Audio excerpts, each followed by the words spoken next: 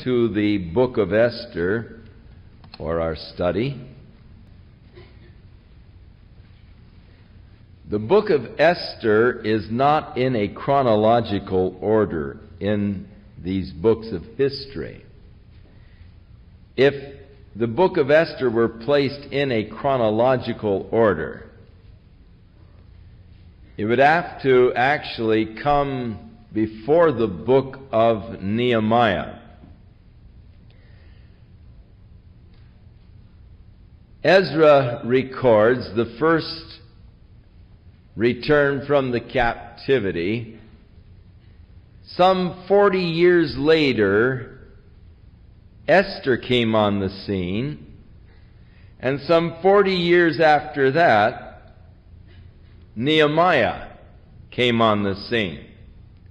So the book of Esther fits about halfway between the rebuilding of the temple, the decree given by Cyrus, and the rebuilding of the city of Jerusalem, the decree given by Artaxerxes to Nehemiah. About halfway between fits in the story of the book of Esther. And the story of the book of Esther, though it doesn't mention the word God, yet God's overruling providence is seen throughout the entire book. The Jews hold this as one of the most important books in the Bible. And it is a very beautiful story of God's preservation of His people. So the book of Esther begins with an introduction to her husband, who was the ruler of the Persian Empire,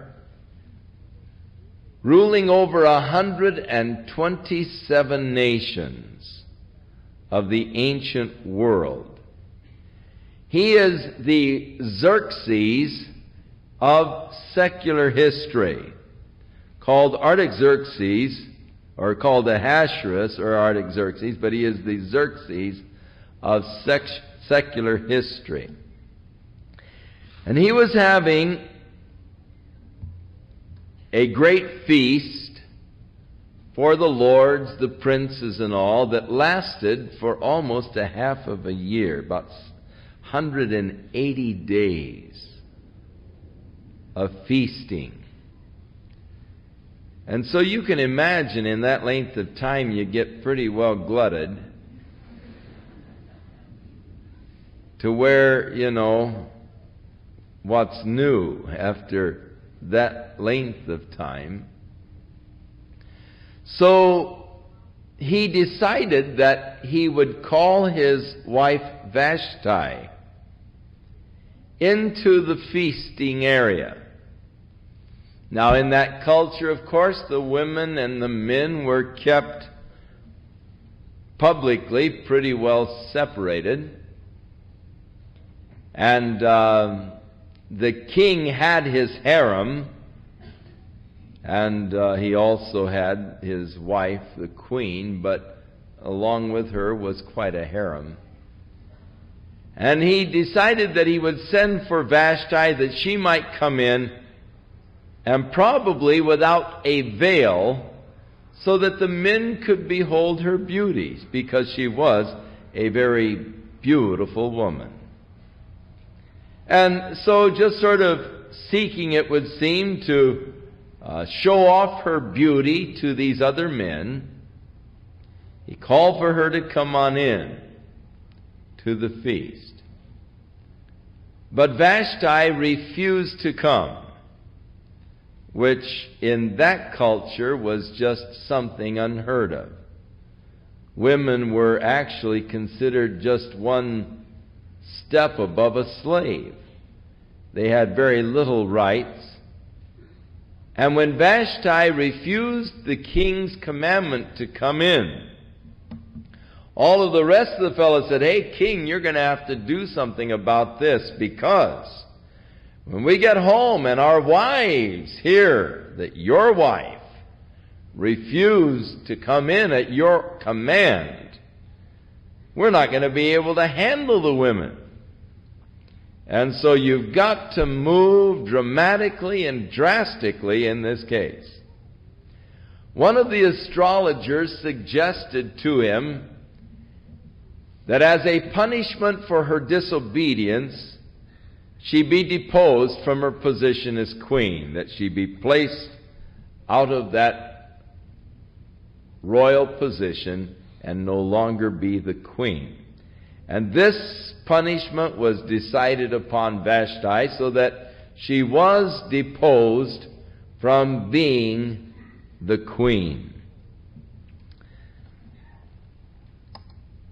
And so, after these things, chapter 2, the wrath of King Ahasuerus was appeased, and he remembered Vashti and what she had done, and what was decreed against her. Then said the king's servant that ministered unto him, Let there be fair young virgins sought for the king.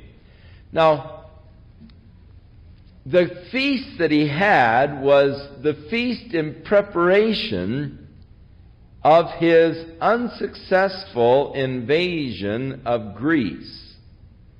And before two of the great battles of history, this feast was sort of in preparation of that, so that between chapters 1 and 2, he then went off on this expedition against Greece.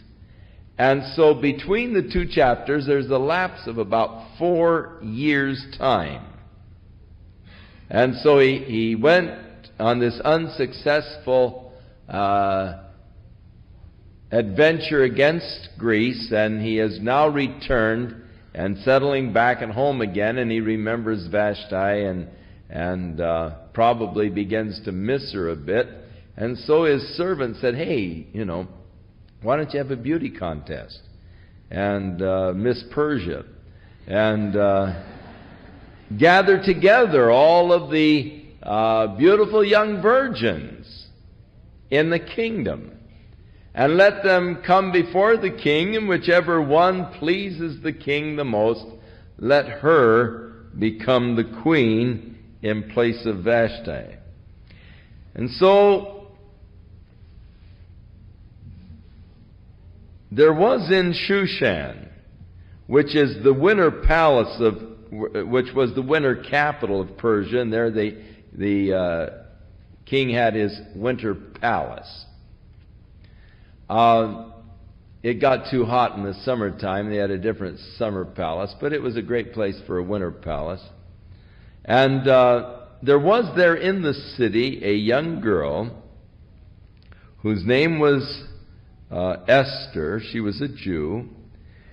And her cousin, Mordecai, who was actually a descendant of the same family of Saul, a Benjamite, and he had raised Esther, his uncle's daughter, for she had neither father nor mother.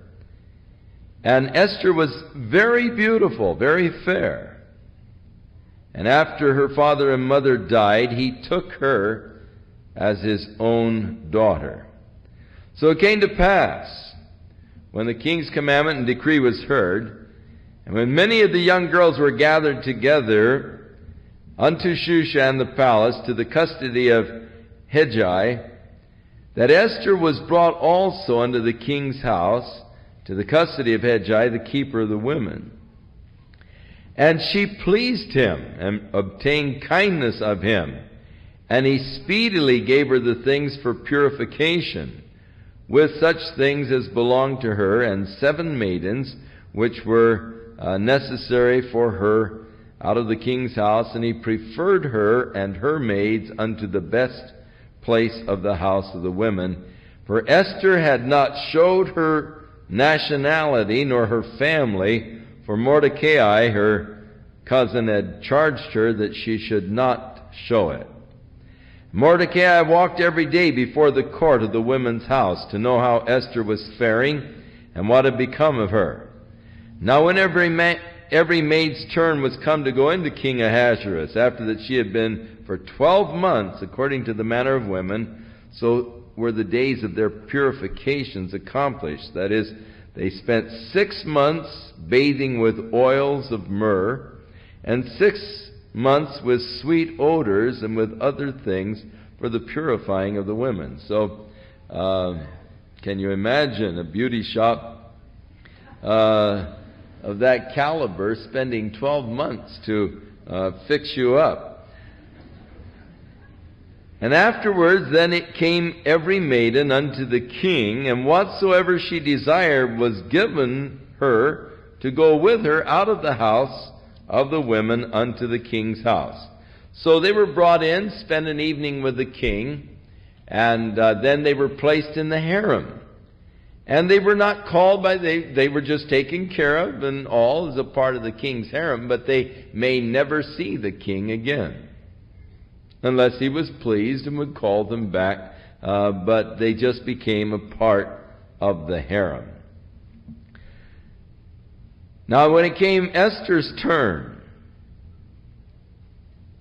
to come into the king, she required nothing special, only that which Hegai, the king's chamberlain, told her that she should wear. As far as the apparel and all, she just left it up to him. And Esther obtained favor in the sight of all of those that looked upon her. And Esther was taken unto the king Ahasuerus into the house royal in the 10th month, which is the month of Tebeth, in the 7th year of his reign. And the king loved Esther above all the women, and she obtained grace and favor in his sight more than all the virgins, so that he had set the royal crown upon her head and made her queen instead of Vashti. Then the king made a great feast unto all of his princes, all of his servants, even Esther's feast. And he made a release to the provinces. He gave gifts according to the state of the king. And when the virgins were gathered together the second time, then Mordecai sat at the king's gate. And Esther had not yet showed her family nor her people, as Mordecai had charged her, for Esther did the commandment of Mordecai, like when she was brought up with him. Now it so happened that in those days, Mordecai was hanging around the gates, and he heard a couple of the king's servants plotting to assassinate the king. And so Mordecai reported to the king, actually to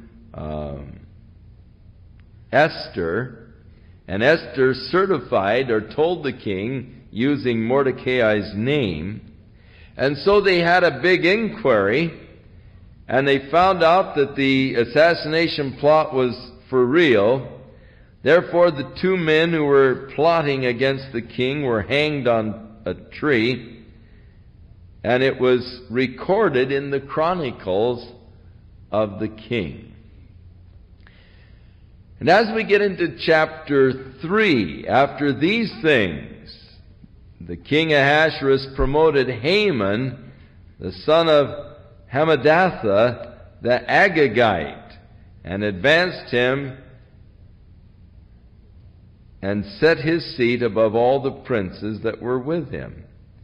And the king's servants that were with the king's gate bowed and reverenced Haman, for the king had so commanded concerning him, but Mordecai bowed not, nor did him reverence. Then the king's servant which were in the king's gate said unto Mordecai, Why do you transgress the king's commandment? Now it came to pass, when they spoke daily to him, and he hearkened not unto them, that they told Haman to see whether Mordecai's matter would stand, for he had told them that he was a Jew. And so when Haman saw that Mordecai bowed not, nor did him reverence, then Haman was full of wrath, and he thought scorn to lay hands on Mordecai alone, for they had shown him the people of Mordecai, and he sought to destroy all the Jews that were throughout the whole kingdom of Ahasuerus, even the people of Mordecai. So in the first month, that is the month of Nisan, or April, in the 12th year of the king Ahasuerus, they cast pur. Now pur is a lot. And so they cast lots before Haman from day to day and from month to month to the 12th month, and that is the month of Adar. In other words, he was wanting to set a day for the extermination of the Jews. And this was in the first month, and they began to cast month by month the lot to see what month they should exterminate them, sort of following a superstition. And the lot fell on the 12th month, which would be the month of March, because they started with the month of April. So it brought them around to the month of March that the lot finally fell on that month, the month for the extermination of the Jews. Now, before we go any further, I want to point out something that to me is fascinating. This fellow Haman, notice it says of him that he was an Agagite. Now, Agag was of the nation of Amaleks. And the Amaleks, or the Amalekites, were always a type of the flesh in the Old Testament. Now you remember when Samuel came to King Saul, he said, God wants you to go down and smite Amalek and utterly destroy all of these people. Don't leave anyone alive, of the women, of the children, or don't take any prey or any loot, not even their cattle, their sheep. Don't take anything. Utterly destroy everything. And so Saul went down against the Amalekites, and God gave to him a victory over the Amalekites. However, he did not obey the voice of the Lord. But he saved alive the best cattle, the best sheep, and also he saved alive Agag, the king, and no doubt others of the king's family. So as Saul was coming back from the battle, Samuel went out to meet him. And Saul greeted Samuel, saying, As the Lord liveth, I have done all that God has told me to do. And the prophet Samuel said, If you did all that God told you to do, how come I hear the cattle? And how come I hear the sheep? He said, Oh, well, you see, they were so nice, fat, good animals. We decided we would bring them back and sacrifice them unto our God. And Samuel said, to obey is better than to sacrifice, and to hearken more than the fat of lambs. And he said, You have done foolishly, and because you have rejected God from ruling over you, so God now has rejected you from ruling over His people. And the kingdom is going to be taken away from you. Because of his disobedience, not utterly destroying Amalek, saving Agag alive. Now, here, interestingly enough, this fellow Haman, who several years later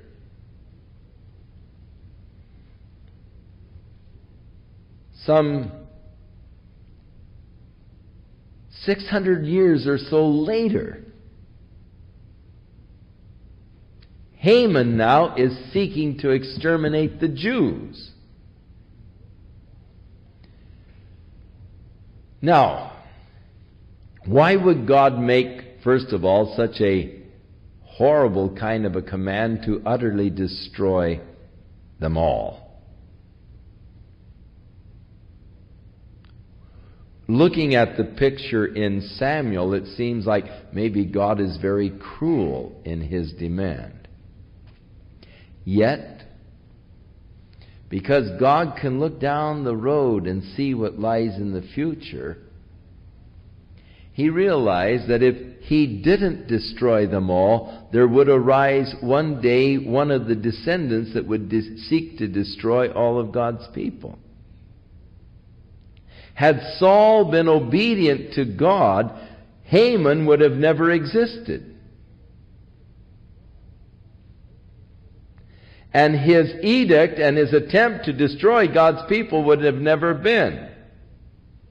God could see that far in advance.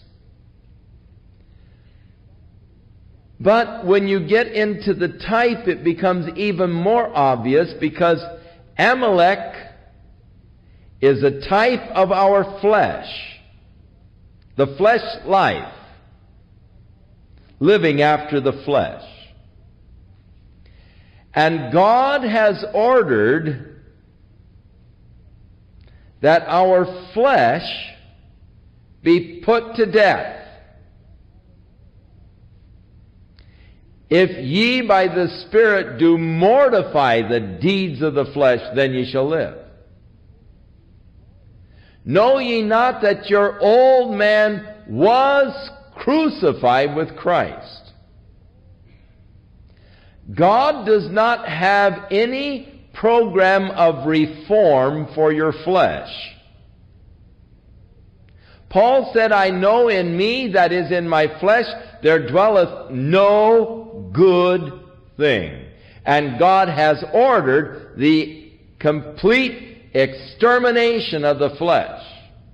Not to live after the flesh, not to walk after the flesh, but to reckon that old man, the old nature, to be dead, and to give no place to the flesh to fulfill the lust thereof.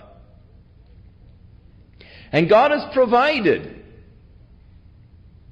that through the cross of Jesus Christ, I might be able to reckon my old man to be dead with Christ, as Paul wrote, I am crucified with Christ, nevertheless I live, yet not I, but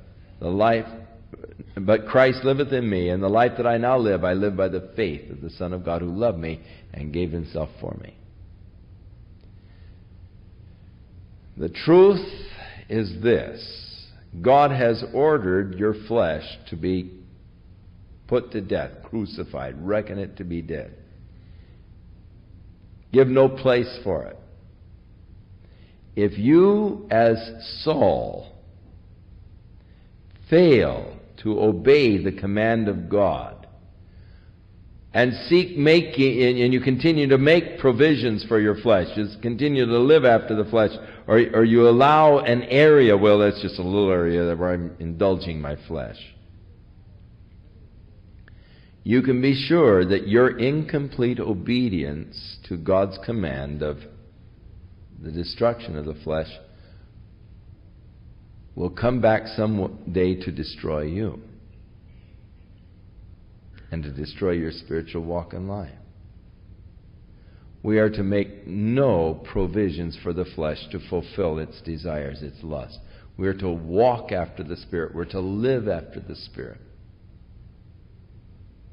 making no provisions for the flesh. So here, Saul's disobedience, allowing the flesh to still remain, is now coming back to haunt his descendants years later, as Haman the Agagite was placed in this position of prominence by Ahasuerus, and the command given that whenever he walks by, everybody should bow and do him obeisance. But this Mordecai refused to do it. Now, the Jews took very literally the law of God, that you're not to bow down and do reverence to any graven image or any likeness. And Mordecai was carrying that one step further. He wasn't going to bow to any man. He would only bow to God, only bow his knee before God. He would only show that kind of reverence to God. And so, those that were standing around said, "Hey man, how come you're not bowing? You know, it's the law." And he just would say, "I'm a Jew. We don't bow to anybody. We only bow to God." And so someone called Haman's attention to it, and they said, because they wanted to have a test case to see if the law would stand. And so they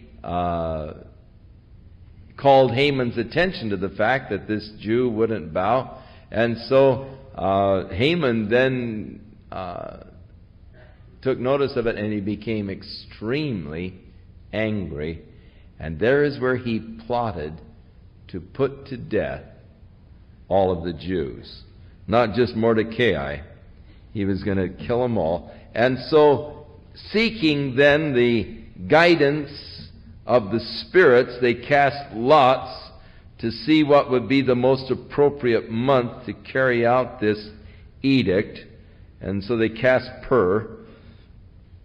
It fell on the 12th month, which is in the Jewish calendar the month of March.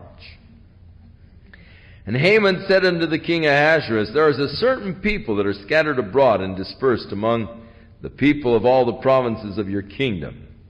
And their laws are diverse from all people, and neither do they keep the king's laws. Therefore it is not for the king's profit to allow them to remain." And he said, "If it pleases the king, let it be written that they may be destroyed, and I will pay 10,000 talents of silver to the hands of those that have the charge of the business to bring it into the king's treasuries." Actually, he was offering here a bribe of about $19 million. Now, what he was planning to do is kill the Jews and confiscate all their goods, and so he was going to pay it with that. He was just going to rip them all off after he killed them. And so the king took off his ring that had the signet, and he gave it to Haman, and he said, "Make the proclamation and sign it, or put the signet on it. And let the post, the messengers, go out throughout all the provinces." Now, Darius is the Persian king who set up an excellent postal system throughout the Persian Empire. And so go ahead and proclaim it throughout the empire that these people are to be put to death. On the 13th day of the 12th month. And so the letters were sent by the post throughout all the king's provinces to destroy and to kill and to cause to perish all Jews, both young and old, little children, women, in one day, even the 13th day of the 12th month, which is the month of March, to take the spoil of them for a prey. So go ahead and kill them, and you can have whatever they have.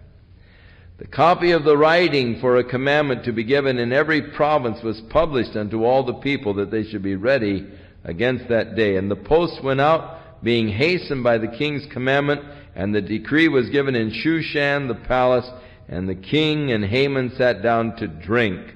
But the city of Shushan was perplexed. When Mordecai perceived all that was done, he tore his clothes, he put on sackcloth with ashes, and he went out into the midst of the city, and he cried with a loud and bitter cry. And he even came before the king's gate, for none might enter into the king's gate who was clothed with sackcloth. And in every province, wherever the king's commandment and decree had come, there was a great mourning among the Jews, and fasting, and weeping, and wailing, and many lay in sackcloth and ashes. So Esther's maids and her chamberlains came, and they told her. And the queen was exceedingly grieved, and she sent clothes to Mordecai. And she said, "Take off that sackcloth," but he received it not. Then Esther called for Hatak, one of the king's chamberlains, who was appointed to attend her, and she gave him a commandment to go out and find out from Mordecai just what was going on. So Hatak went forth to Mordecai out in the streets. And Mordecai told him all that had happened unto him, the sum of money that Haman had promised to pay the king's treasury for the Jews to destroy them.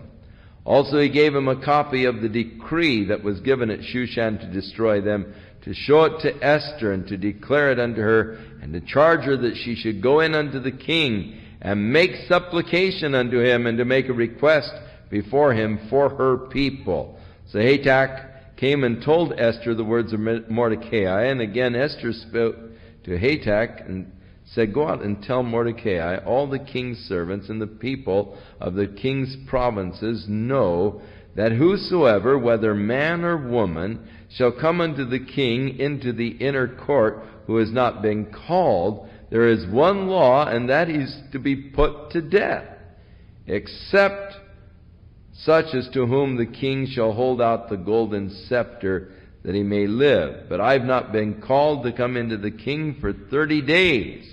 And so they went out and told Mordecai Esther's words. So Esther hears of the cousin of hers, and is wailing and lying out there in sackcloth and ashes. And so she says, "What's wrong?" He sends back one of the copies of the decrees that has gone out, and suggests that Esther go in to her husband. Now, can you imagine that kind of a relationship, husband and wife relationship? He hadn't called for her for 30 days, and if she just appears on the scene, she's put to death, unless he would raise the golden scepter towards her, and then she is spared. Quite a weird kind of a relationship, to say the truth. And so she was hesitant to go in. And then Mordecai sent to her this message: "Don't think within yourself that you're going to escape because you're in the king's house more than all of the Jews. For if you altogether hold your peace at this time, then shall their enlargement and deliverance arise to the Jews from another place, but you and your father's house shall be destroyed. And who knows whether you are come to the kingdom for such a time as this." Number one, don't think that just because you're in the palace, you're going to escape the king's edict. You're a Jew. It'll reach you there. Also, if you fail, here God is giving you the opportunity of being the instrument of saving the people, and if you fail, God will use someone else, but you'll be destroyed. You and your father's house will perish. God will bring deliverance. God's purposes are going to stand. God has to keep the Jews alive. Through whatever persecution and all they may go through, God has to preserve them. God will preserve them. Their enlargement and deliverance will arise from another quarter, but you're going to be destroyed with your family. And who knows? Maybe God has brought you to the kingdom for such a time as this. All of these circumstances are not just coincidences. So often I hear people say, "You know, the strangest coincidence happened to me." But coincidences really don't exist in the Christian vocabulary. God has His hand upon our lives, and He has a plan and a purpose for each thing that takes place. And many times what we look upon as great tragedies are really methods by which God is bringing certain things to us. I look back on my own life, and I can see how that the hand of God has been upon my life from the beginning. Now, I must confess there were many times in my life that I thought I was pretty well forsaken by God. I thought that God had forgotten me completely. I was certain that God wasn't interested in me or my welfare. And I have had some very discouraging experiences. Difficult times. Have gone through a lot of hardships.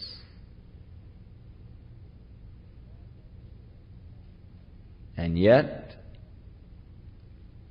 as I look back on them now, I can see that God was using each one of those experiences for a definite plan and a purpose as He was preparing me and as He was leading my path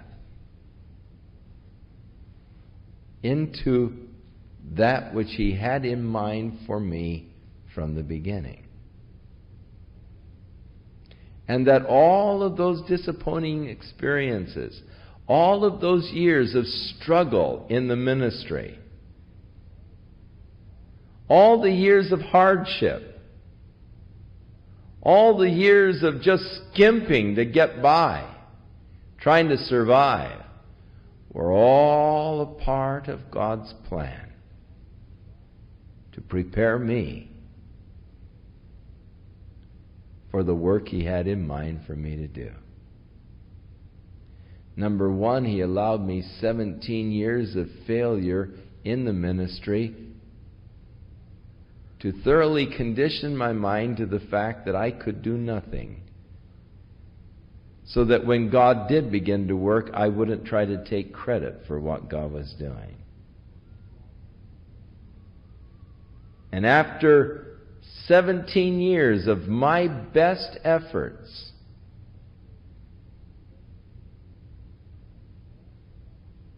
my best years, young, innovative, energetic, dark wavy hair,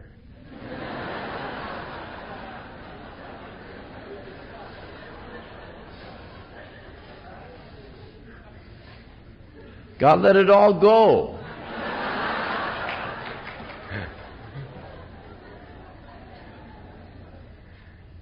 Let me get over the hill.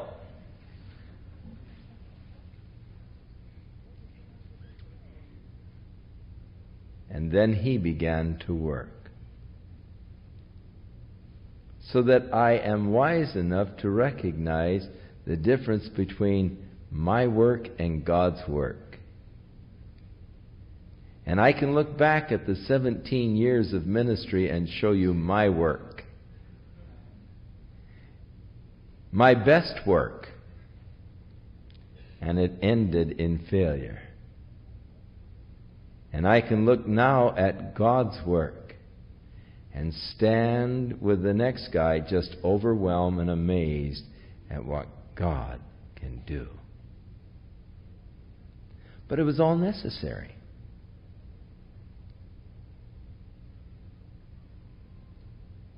Because I had a lot of self-confidence. I had a lot of ideas. I had a lot of innovations, and God had to let me sort of waste them in 17 years of trying until I gave up.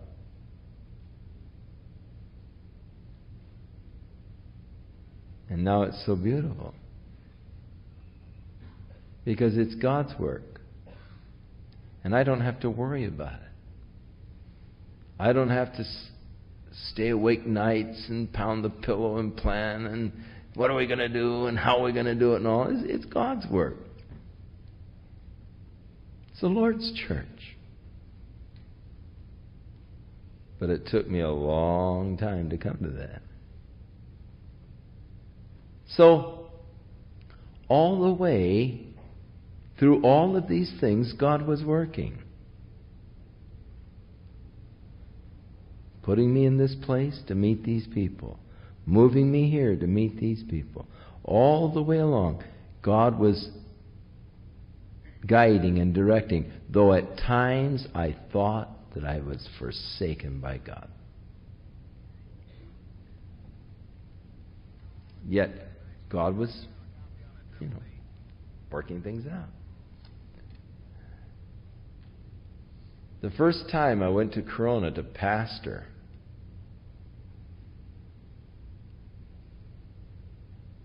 we had just 2 children when we first went there, and we had 16 people in church. I gave it 2 of my best years, working hard, knocking on doors, doing everything I could, and after 2 years we had 17 people in church. Our son Jeff was born in that period of time.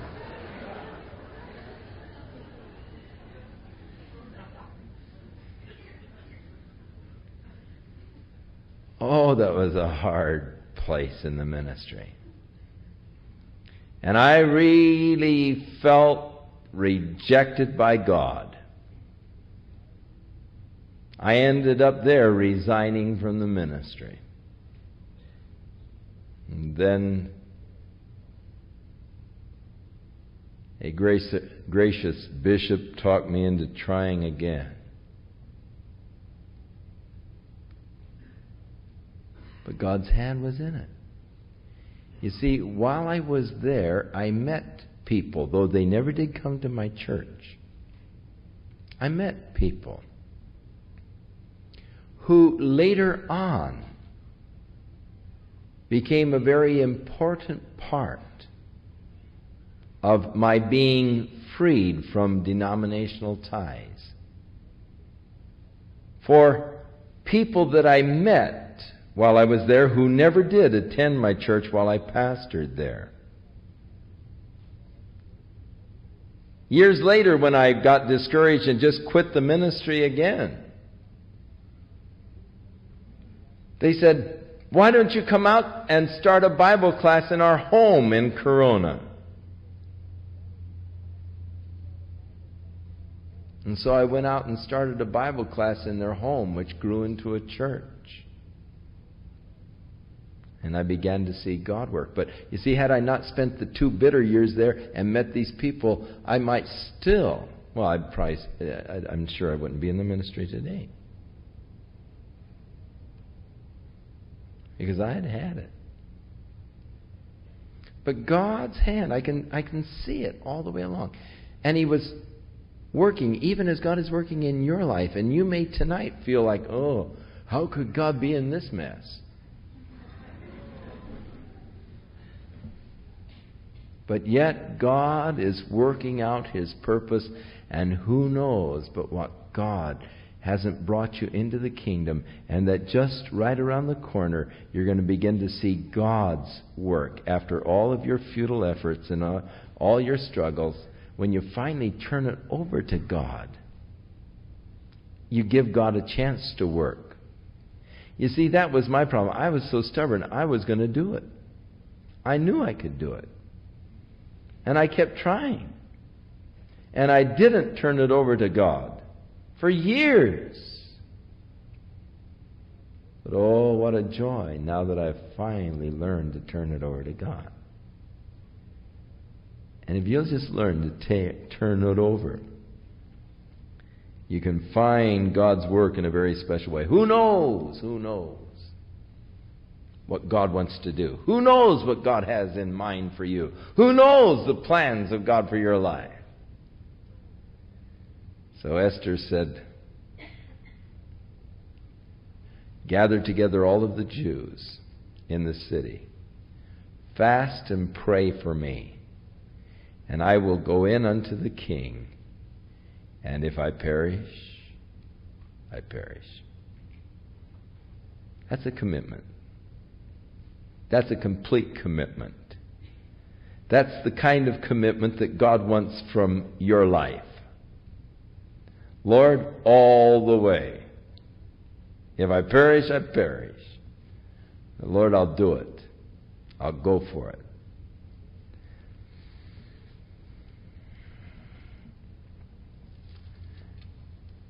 And so Mordecai went his way and did according to all that Esther had commanded him. Now it came to pass on the third day that Esther put on her royal apparel, and she stood in the inner court of the king's house. And the king was sitting on his royal throne in the royal house. And it was so, when the king saw Esther the queen standing in the court, that she obtained favor in his sight. And the king held out to Esther the golden scepter that was in his hand. So Esther drew near and touched the top of the scepter. No doubt some kind of a protocol or ceremony. Then the king said to her, "What do you want, Queen Esther? What is your request? It shall be given to you to the half of the kingdom." And Esther answered, "If it seems good to the king, let the king and Haman come this day to a banquet that I've prepared for him." And the king said, "Cause Haman to make haste, that he may do as Esther hath said." So the king and Haman came to the banquet that Esther had prepared. And the king said unto Esther at the banquet of wine, "What is your petition? It shall be granted to you. What is your request? Even to the half of the kingdom it will be performed." Then answered Esther and said, "My petition and my request is, if I have found favor in the sight of the king, and if it please the king to grant my petition and to perform my request, let the king and Haman come to the banquet that I shall prepare for them tomorrow, as the king hath said." Then Haman went forth that day joyful with a glad heart. He really thought, man, I'm in, The queen is inviting only me to come with the king to this banquet. He was just really exalted until he got to the gate and everyone was buying and he saw that Mordecai standing. Just wiped him out. Oh, he got angry. He saw Mordecai in the king's gate, and he stood up, and he did not move for him. And he was full of indignation. Nevertheless, Haman refrained himself, and when he came home, he sent and called his friends, and Zeresh his wife. And Haman told them of the glory of his riches, and the multitude of his children, and all the things wherein the king had promoted him, and how he had advanced him above all the princes and servants. And Haman said, "Moreover, yes, Esther the queen didn't let any man come in with the king unto the banquet that she had prepared but myself. And tomorrow I'm invited unto her also with the king. And yet all of this avails me nothing as long as I see Mordecai the Jew sitting at the king's gate." Then said Zeresh his wife and all of his friends to him, "Hey, why don't you build some gallows 75 feet high and string that little guy up when the day comes and just swing him from the gallows 75 feet. That'll satisfy you when you see him swinging from that gallows."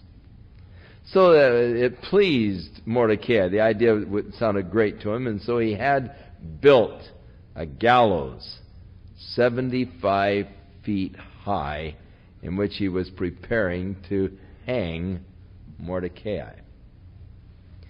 Now, that night, King Ahasuerus couldn't go to sleep.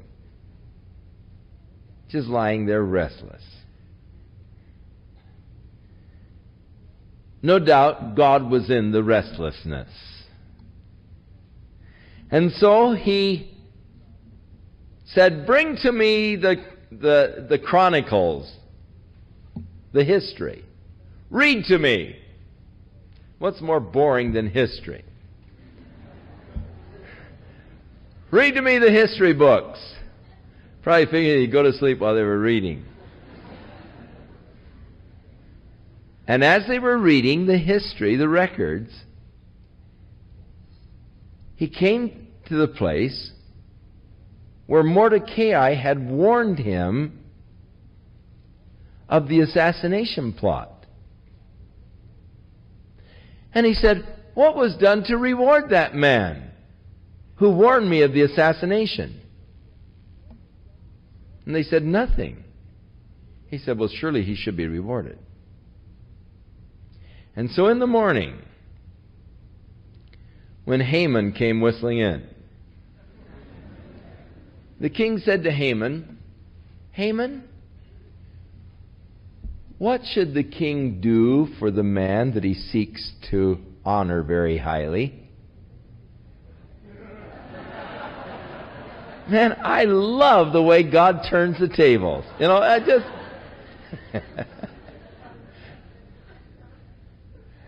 And Haman thought, now, who would the king want to honor more than me, you know? I mean, at this time he was really pride, puffed up and blind, you know. Who does the king want to honor more than me? And so, thinking that the king was referring to him, he sort of expressed what was in his heart, really. Let the king's royal robes be put upon him, and the king's crown upon his head. And let him be driven in the king's chariot through the city. And send the couriers before him crying out, behold, the man whom the king delights to honor.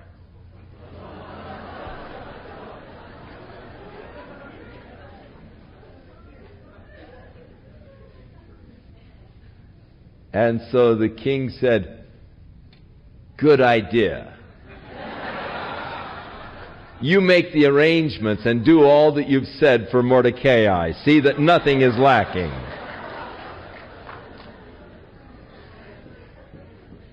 So Mordecai had the king's robe put on him, the king's crown, and he went through the streets in the chariot as they cried out, behold the man whom the king delights to honor. And Mordecai headed for home. He said, you can't believe what's happened to me, you know. And of course his counselor said, hey, you know, this is a bad day. Your star is in bad position, man. You know, this doesn't look good. Your star is descending. And so while he was there and just, you know, talking of his problems, they came in and said, hey, you're going to be late for the queen's banquet. You better get going. So Haman came in, but he was really troubled by this whole experience.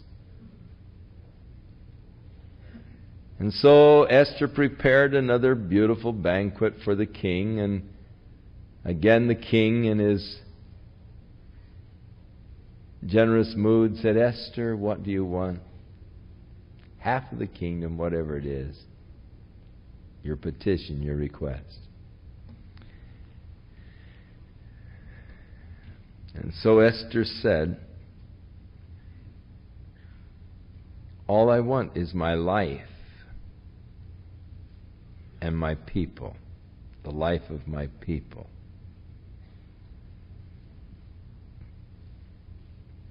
For we have been sold, I and my people, to be destroyed, to be slain, and to perish. But if we had been sold as slaves, I wouldn't have said anything. I would have kept quiet. Then King Ahasuerus answered and said to Esther, the queen, who is he? And where is he that dares to presume in his heart to do so? And Esther said, the adversary, the enemy, is this wicked Haman. Then Haman was afraid before the king and the queen, and the king, arising from the banquet of wine in his anger, went to the palace garden, and Haman stood up to make a request for his life to Esther the queen, for he saw that there was evil determined against him by the king.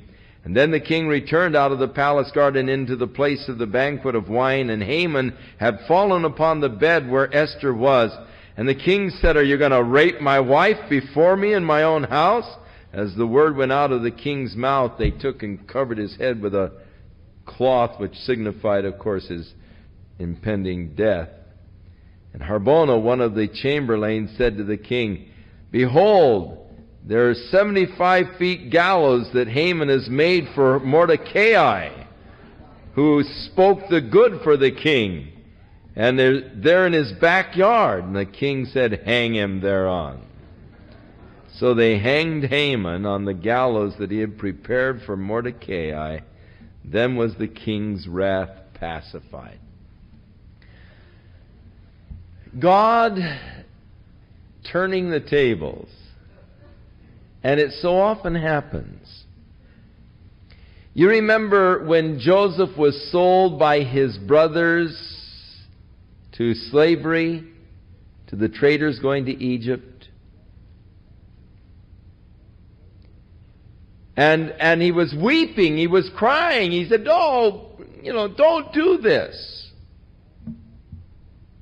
And as the traders were taking him off towards Egypt, he was just a teenage boy, crying, begging his brothers.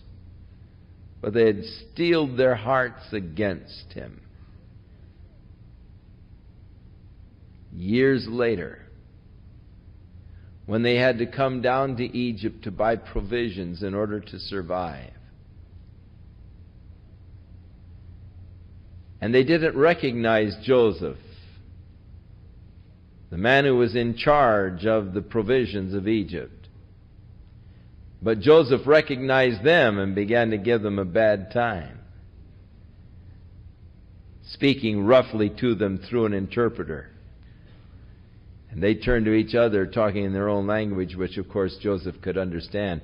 And they said, this sin has happened to us because of what we did to our brother Joseph. Don't you remember his tears and all, and we didn't pay any attention? Now it's coming back on us. But then later, when Joseph did reveal himself, they were even more frightened. And they began to beg Joseph for mercy and so forth. And he said, look, I know that you meant it for evil, but God intended it for good. God is so often able to take those things that were intended for evil and turn them around for good. It happens over and over and over again. That is why the Bible says concerning you as God's child, no weapon that is formed against you will prosper. This is the heritage of the children of the Lord. God won't allow any weapon formed against you to prosper.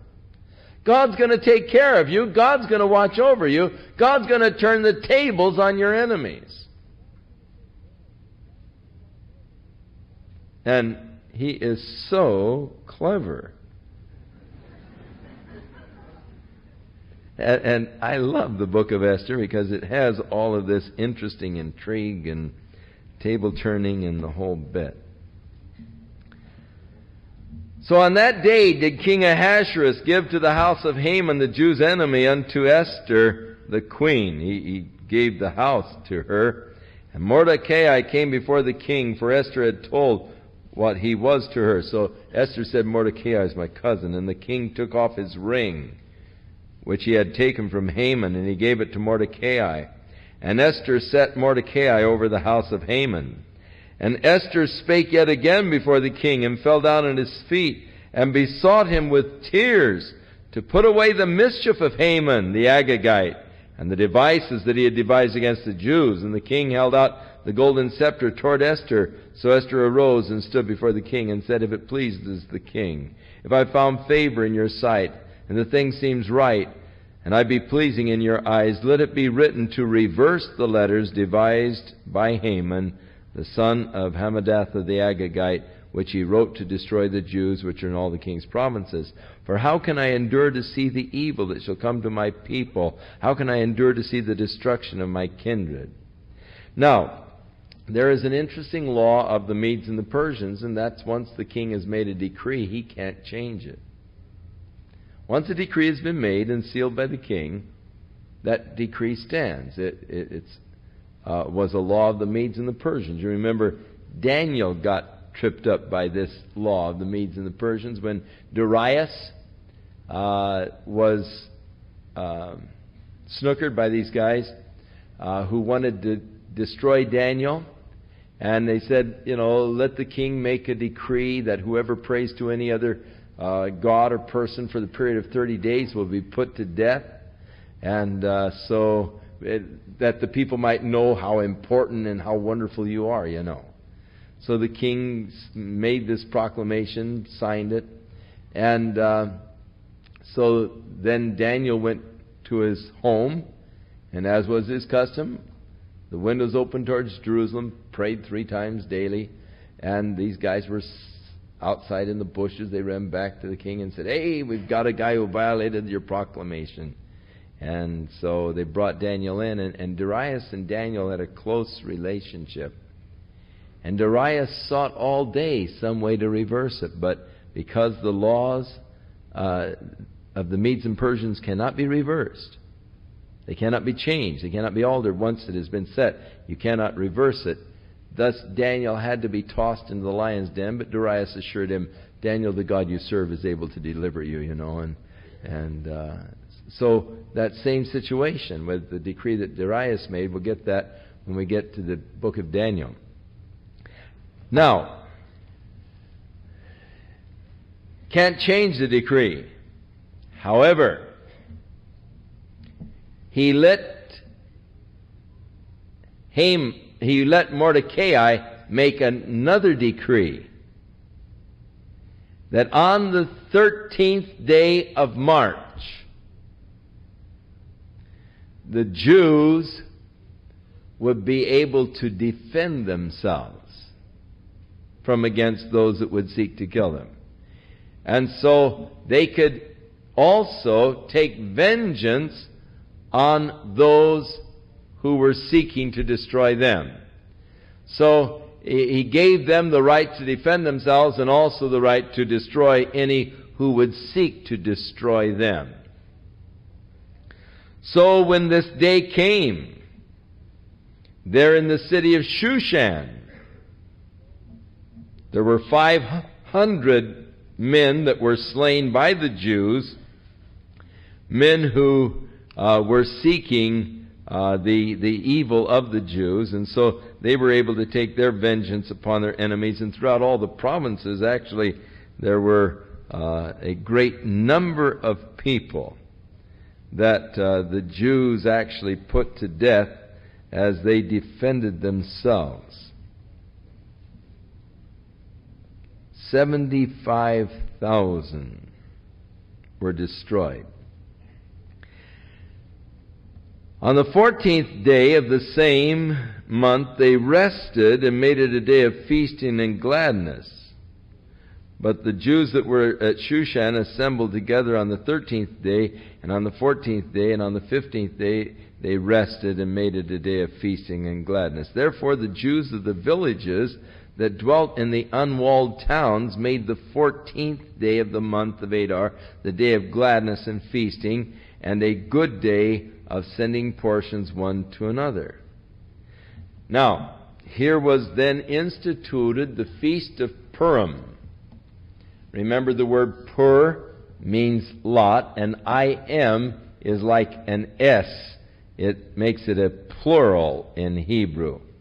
And so the Purim means lots.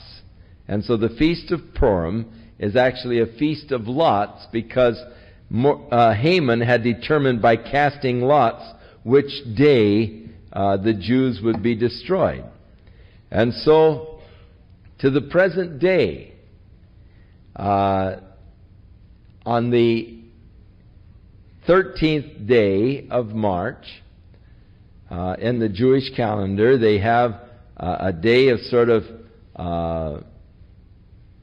fasting and all, but then on the 14th day in the villages, and on the 15th day of March in the city of Jerusalem, the walled city, they celebrate the Feast of Purim to the present day.